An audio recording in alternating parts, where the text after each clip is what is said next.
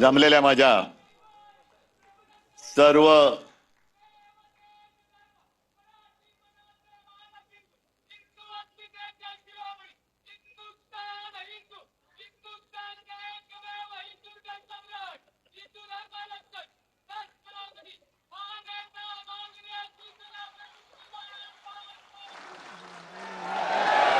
जमलेल्या माझ्या सर्व शिवसैनिक बांधवांनो, भगिनींनो आणि मातांनो,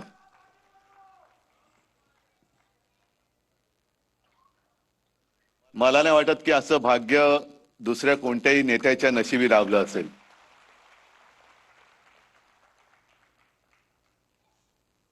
आजपासून शिवसेना प्रमुखांचं जन्मशताब्दी वर्ष सुरू होते. कदाचित कोणाचा गैरसमज होईल, 1926 ने 1927 हे त्यांचं जन्मवर्ष, म्हणजे पुढच्या वर्षी 100 पूर्ण होणार. आजपासून त्या जन्मशताब्दी वर्षाला सुरुवात झालेली आहे. आणि या सगळ्या काळामध्ये अनेक चढ उतार आपण सर्वांनी पाहिले, अनुभवले. मगाशी राज पण आला. आम्ही दोघांनी आमचं बालपण एकत्र गेलं. आणि एक गोष्ट खरी आहे की आम्ही वादळामध्ये खेळत मोठी झालेली मुलं आहोत. त्याच्यामुळे वादळाची कसं लढायचं हे आम्हाला कोणी शिकवण्याची गरज नाही. पण वादळाची जसं लढायचं असतं तसं वादळाची जबाबदारी खांद्यावरती पेलणं किती कठीण असतं हे ज्याच्या खांद्यावरती जबाबदारी येते त्यालाच ते कळू शकतं.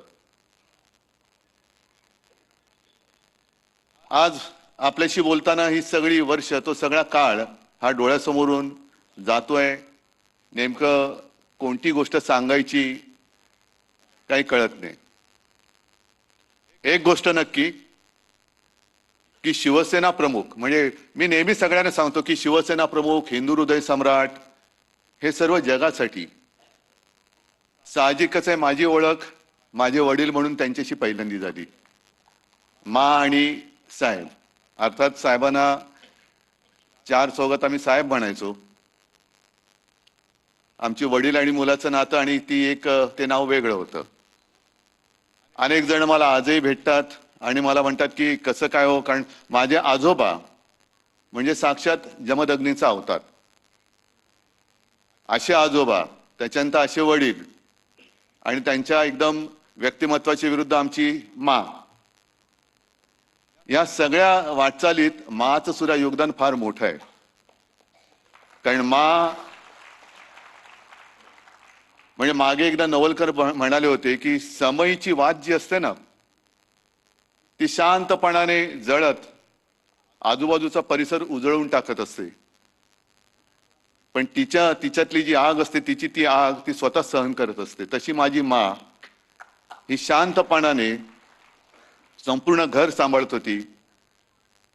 आम्ही तीनही मुलं, आम्हाला कुठेही बाहेर काय चाललंय याची जाणीव होऊ न देता आई म्हणून तिची एक वेगळी भूमिका ती पार पाडत होती. त्याच वेळेला शिवसेना प्रमुखांच्या सारखा एक पती, त्याचं घर सांभाळणं, प्रबोधनकारांची सून म्हणून त्यांना सांभाळणं, हे सगळं कसं काय होतं, काय झालं काही कळत नाही.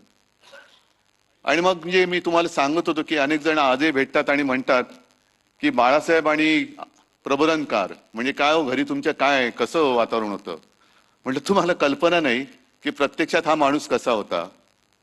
राज मगाशी जे बोलताना सांगत होता, घरामध्ये आजोबा आणि वडील आणि आम्ही मुलं आणि नातवंड असंच ते नातं होतं.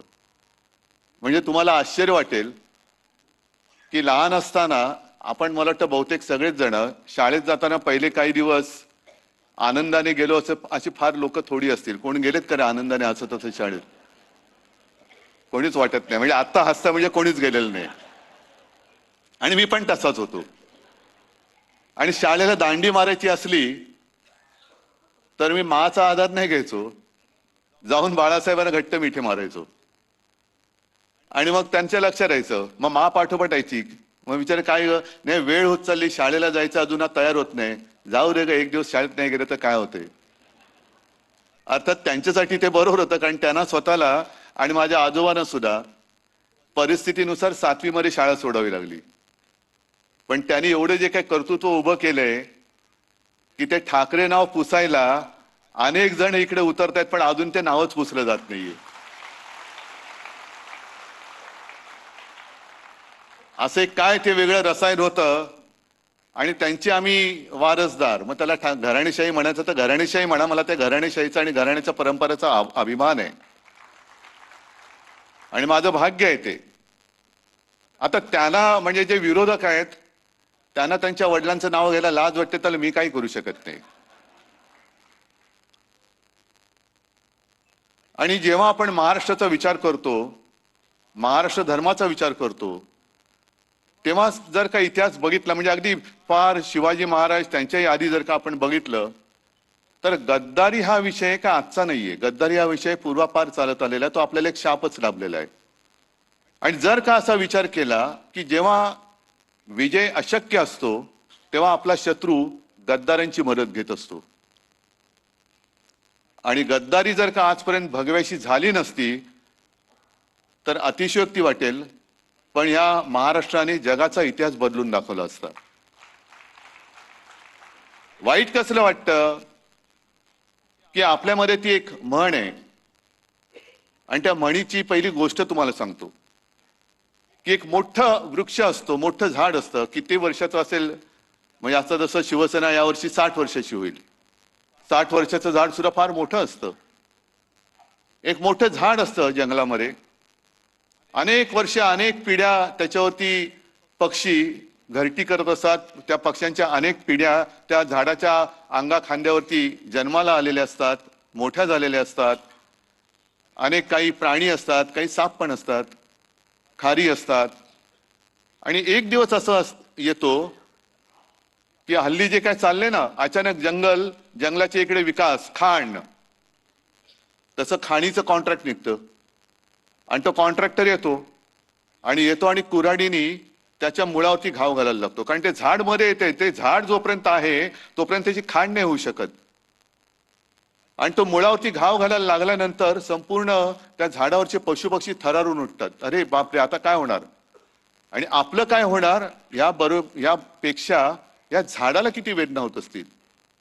मग त्यातले काही पक्षी त्या झाडाशी संवाद करतात की अरे दादा, तुला खूप वाईट वाटत असेल ना, यातना होत असतील ना रे.